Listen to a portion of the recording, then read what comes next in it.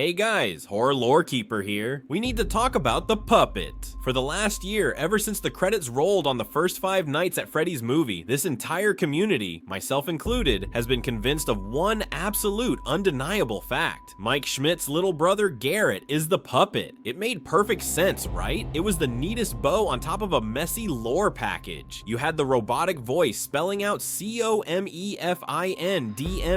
at the end of the credits, while the puppet's music box theme played in the background. It was practically screaming at us. Mike is the protagonist, Garrett is his lost brother, and the puppet is the one animatronic that guides the others. It fit the narrative arc perfectly. We all filed that theory away as solved, and moved on to arguing about the color of a cupcake. But then, the trailer for the sequel dropped, and it didn't just poke a hole in that theory, it completely destroyed it. Because if you were paying attention to the new Five Nights at Freddy's 2 trailer, you heard a specific line of dialogue that changes everything. A character explicitly says, "Some little girl got murdered here." In the FNAF universe, you don't drop a line like that accidentally. That is a neon sign, because we know who that little girl is. And if she is in this movie, then Garrett is out of a job. So today, we aren't just reacting to a trailer, we are rewriting the roadmap for the entire FNAF movie trilogy. Because if Garrett isn't the puppet, then who is he? I think I figured out exactly who Mike's brother is going to become, and if I'm right, the third movie is going to be absolutely heartbreaking. Let's start by looking at the evidence, because I know there are still some holdouts saying, no, Garrett can still be the puppet. I hate to be the bearer of bad news, but the evidence against it is mounting. Let's look at that trailer again. We are introduced to a new group of characters, presumably paranormal investigators, breaking into the old pizzeria. One of them, played by McKenna Grace, drops that bombshell line, "Some little girl got murdered here." Now, for casual viewers, that might just sound like spooky backstory, but for us hardcore fans, that points to one specific person, Emily, Charlie. In the game lore, Charlie is the daughter of Henry Emily, William Afton's business partner. She was Afton's very first victim. She was killed outside the restaurant, left in the rain, and her spirit went on to possess the puppet. She is the protector. She is the one who gave gifts, gave life to the other animatronics. The movie trailer isn't being subtle about this connection either. We see a black and white photo of a young girl. Look closely at what she's wearing. Visual note, zoom in on photo, stripes. She is wearing a striped shirt. Who is the one character in this franchise defined by a black and white striped aesthetic? The puppet. Later in the trailer, we see a flashback sequence. A birthday party. A girl crying, standing on a platform that looks suspiciously like a trapdoor mechanism, while everyone else watches. This is almost certainly the moment of her death, or the moment just before it. So let's follow the logic here. The movie is introducing Charlie. It is keeping her backstory as the murdered little girl. It is keeping her visual motif with the stripes. If Charlie is the puppet, then Garrett isn't. And this leaves us with a massive narrative problem. Think about the structure of the first movie. The entire emotional core of that film was Mike Schmidt's guilt. He is obsessed with the kidnapping of his brother. He reads books on dream theory to try and remember the face of the kidnapper. Afton taunts him with it. "I killed your brother." You do not build up a mystery that big. You do not make it the central motivation of your main character just to leave the kid as a ghost in the background who never shows up again. Garrett has to come back. He has to be someone important. He has to be someone powerful enough to give Mike closure. If he's not the puppet, there is really only one other option that fits the weight of the story. And honestly, the answer has been staring us in the face since 2015. Garrett is the movie universe's version of the crying child. Now hold on, I know what you're thinking. But HLK, the crying child is an Afton. His name is Evan or Dave or Cece. Garrett is a Schmidt, yes I know, but remember the golden rule of these movies, the remix method. The movie timeline is not a 1.1 adaptation of the games, it is a remix. Scott is taking the best parts of the books, the games, and the fan theories, and combining them into a streamlined story that makes sense for a movie audience. In the movie, we already have Vanessa. In the games, Vanessa is a security guard manipulated by Glitch Trap in the modern era. In the movie, she is William Afton's daughter in the 90s. The roles shift, but the core dynamics stay the same. So look at the dynamic between the crying child and his brother in the games. In the games, the crying child dies because of a tragedy involving animatronics at a young age. His older brother, Michael Afton, feels immense guilt for causing the death. Michael spends the rest of his undead life trying to fix his father's mistakes and free the spirits to atone for what happened to his brother. Now look at the movie. Garrett dies because of a tragedy involving Afton at a young age. His older brother Mike Schmidt feels immense guilt for failing to stop it. Mike is now spending his life trying to solve the mystery and free the spirits to atone for what happened to his brother. Do you see it?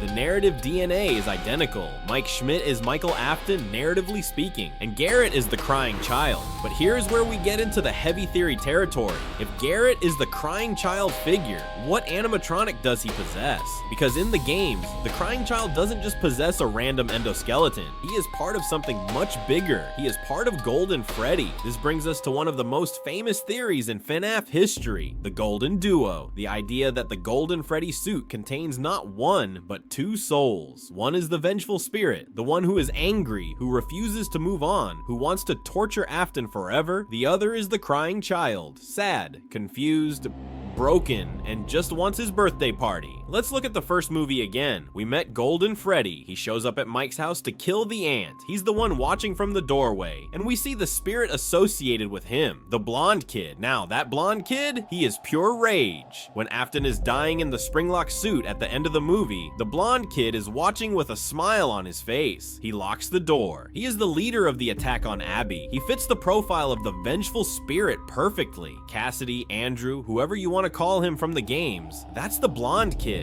But Golden Freddy has always been different from the other animatronics. He can teleport, he causes hallucinations, he can say, "It's me." He operates on a different level of spectral energy. In the books, specifically the Fazbear Fright series, we see the Stitch Wraith, an animatronic possessed by two souls, one angry, one sad. It's a direct parallel. My theory is that the second or third movie will reveal that Golden Freddy isn't just the blonde kid. Garrett is in there too. This actually explains a huge plot hole from the first movie that has bothered me for months. Why did William Afton recognize Mike? When he reads the name Mike Schmidt, he pauses. He says, "I like that name." Later, he knows exactly who Mike is. A lot of people assume this is just because Afton killed his brother, but Afton is a serial killer. He's killed a lot of kids. Why remember this one specifically? Because Garrett wasn't just a random abduction. We know from the lore that Afton isn't just killing for fun. He is a mad scientist. He is researching Remnant, the substance that binds souls to metal. He is trying to figure out how to put people back together. "I will put you back together." That is his catchphrase regarding the crying child. I believe Afton abducted Garrett specifically to experiment on him. He didn't just stuff him in a suit like the others. He tried something different. He bound him to the same vessel as the blonde kid, creating the unstable, powerful entity that is Golden Freddy. And this recontextualizes the "Find Me" message from the credits. We thought it was the puppet telling Mike to find him, but is Golden Freddy's catchphrase. What if "Come Find Me" is Garrett calling out from inside the Golden Freddy suit, trapped beneath the vengeful spirit's rage? This also brings us to the new trailer and those leaked script pages. Remember the script pages Scott leaked for the anniversary? One of them seemed fake because it talked about haunted plushies and burning them. We all laughed. Haunted plushies sounds like Goosebumps. But look at the new trailer again. There is a specific shot of Vanessa, Afton's daughter, opening a closet. Inside there is a box. She pulls out a collection of toys, marbles, a book, and Garrett's toy airplane. Why does she have that? In the first movie, we see that Afton gave it to her, but why is she keeping it in a special box? Why is she laying it out like a ritual? In the Silver Eyes novels, Henry pours his grief into a doll, bringing it to life. In the Fazbear Fright stories, agony and emotions can infect objects. I think Vanessa knows the truth. I think she knows that Garrett isn't fully gone. She is hoarding these objects, the plane, the toys, because they are conduits. She might be trying to reach him, or she might be protecting him. This sets the stage for how the rest of this trilogy is going to play out. And honestly, if I'm right, the structure is beautiful. FNAF 2, the movie coming out this December, is going to be the tragedy. It's going to focus on Charlie and the puppet. We are going to see the origins of the murders. We are going to see the toy animatronics going haywire.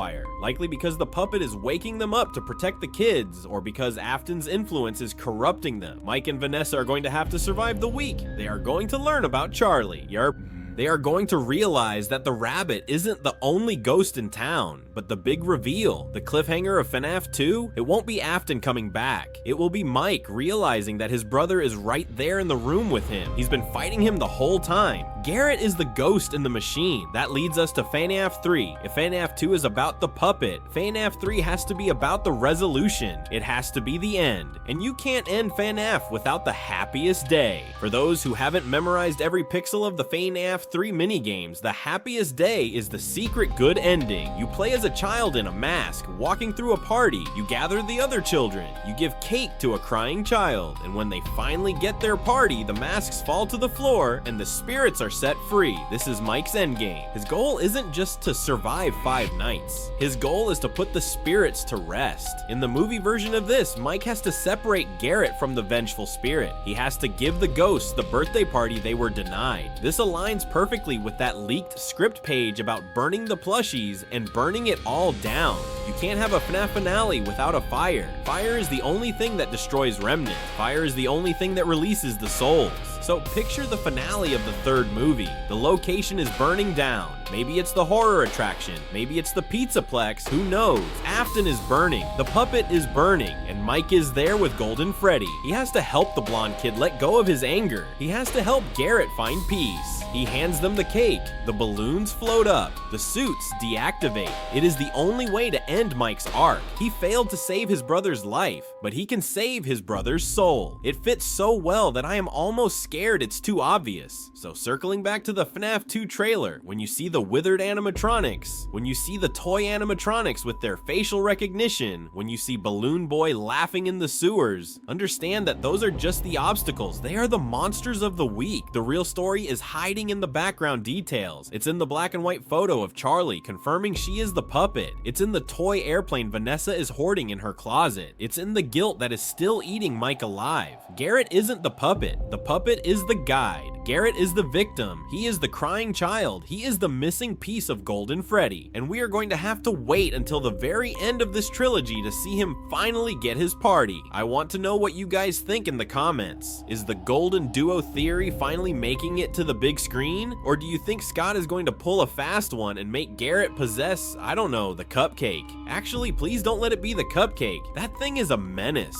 Also, if you want to see how we predicted the plot of the first movie almost frame for frame, check out this video right here. It's wild how much we got right and how much we got wrong about the ending. But that's it for today. Just following the story beats humming under the music box, and the theories that keep the comment sections alive. If you enjoyed this breakdown, remember to leave a like, comment down below with what you want to see next, and of course subscribe to Horror Lorekeeper for more FNAF and horror content. Thanks for watching, and I'll see you in the next video.